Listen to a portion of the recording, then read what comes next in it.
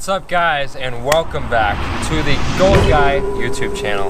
Now if you guys have been keeping up with the TS185 restoration, you know that I've been on the road to 80 miles an hour for a while now. So I saw this claimed top speed number on Wikipedia of 86 miles an hour for the TS185.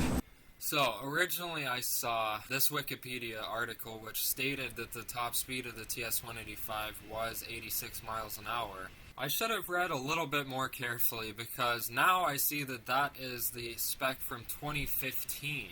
I didn't even know they made a 2015 model TS185, but here's a picture of it, and apparently it can go 86 miles an hour. On the other hand, here's the brochure from the 1972 TS185, which states the top speed as 70 to 75 miles an hour. And the factory claims are always higher than the results in real life. So with that being said, I'm actually happy with the top speed that I got on my 1977 Suzuki TS185, which was 65 miles an hour. Now in the last episode, I tried a lot of things, mainly things with the carburetor because it seems like a carb issue.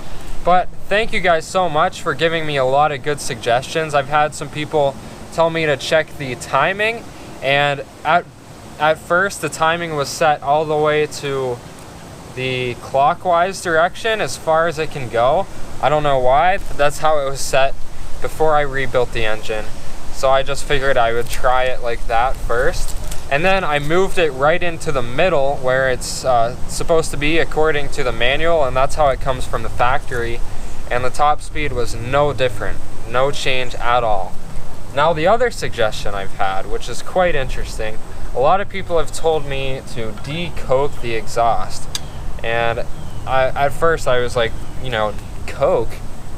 What does that have to do with the exhaust? But de-coking the exhaust basically means to just burn out all of the black stuff. What is that called? Carbon. Whatever. That burning all that stuff out of the exhaust, which will make the exhaust flow a lot better.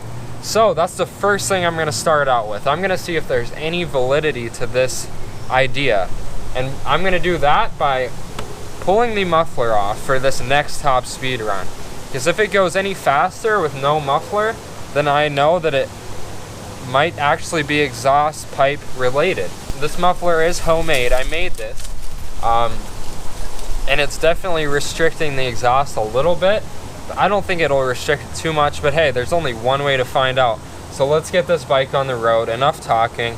I'm gonna pull the muffler off once I get to the top speed run location, just because I know it's gonna be loud as hell with no muffler. Anyways, let's find out if the muffler is slowing this thing down, shall we? Alright, I'm gonna do a top speed run with the muffler on. Let's see what we got.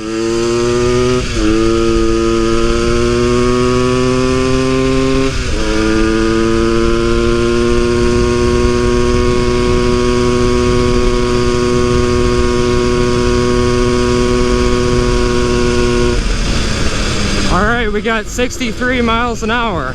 Here we go. A little bit hot. That's one of the reasons why I'm wearing gloves. Okay, just gonna leave that right there. Let's try this again.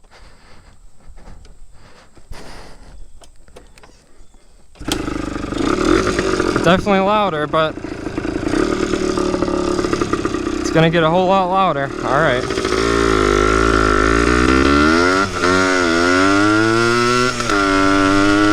It definitely feels a little bit faster now. All right, let's do this. Top speed run, here we go.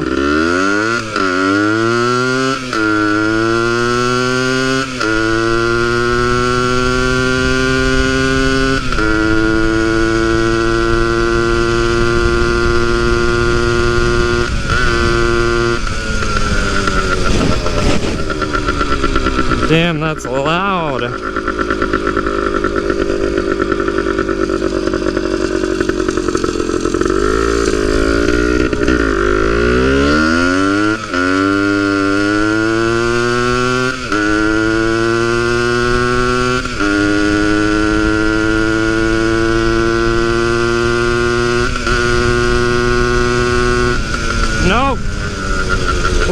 62 there.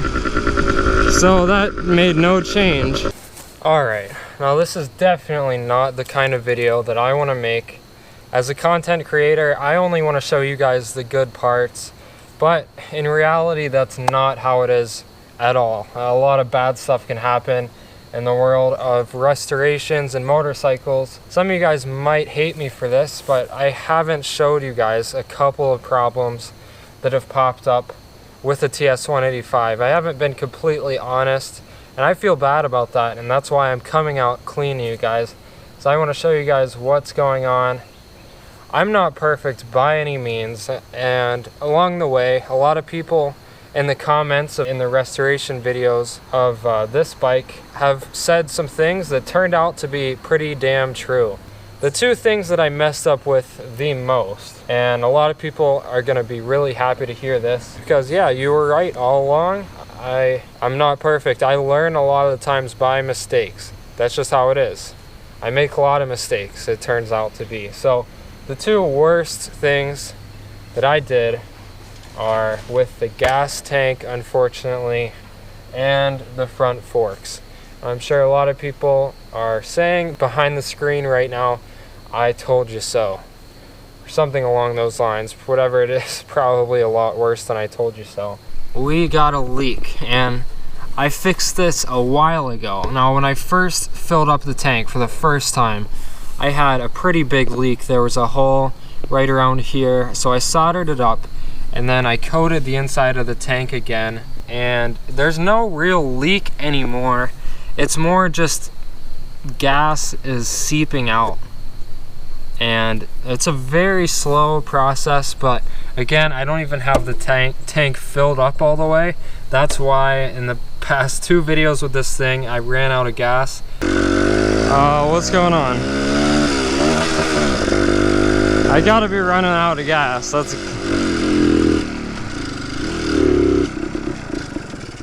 because I'm just scared to fill the tank more than like this much.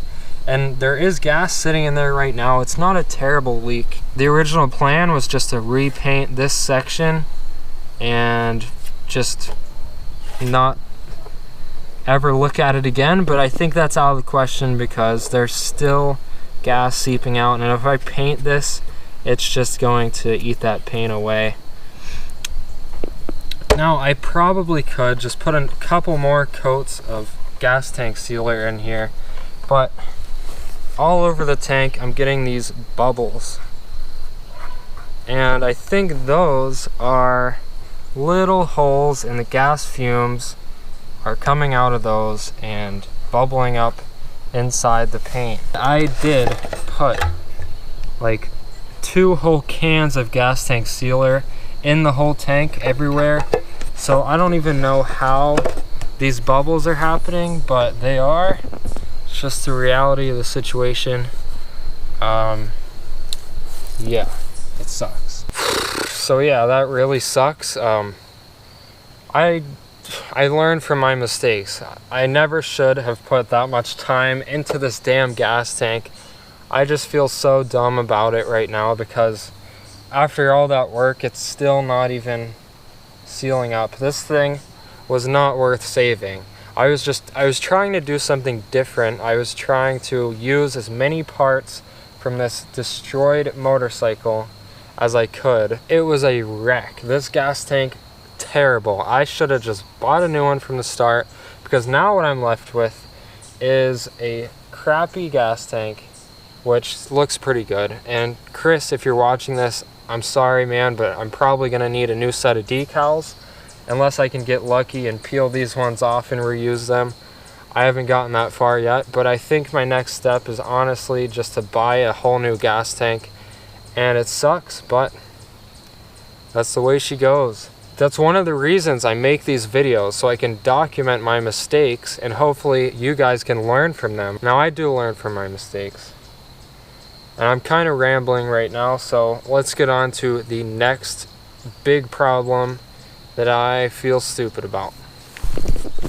Now, the next thing I want to talk about are these forks, which the closer you get, do you see how bad they look?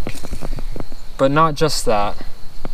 Not just that, there is fluid leaking out pretty bad. So you guys that watched that video where I restored these front forks would remember that I actually took like a grinder with a Velcro pad and sandpaper, and I sanded the forks down to try to get rid of the pitting. I mean, this fork looks pretty good. There's no pitting, no real pitting anymore, so it's not really rusting. But what I did with the sandpaper was I put all kinds of notches in there, and there's no way that it would ever seal like that, because now the fork tube is even smaller than it was before, and it sucks. It's a wreck. The fluid is definitely leaking out of them.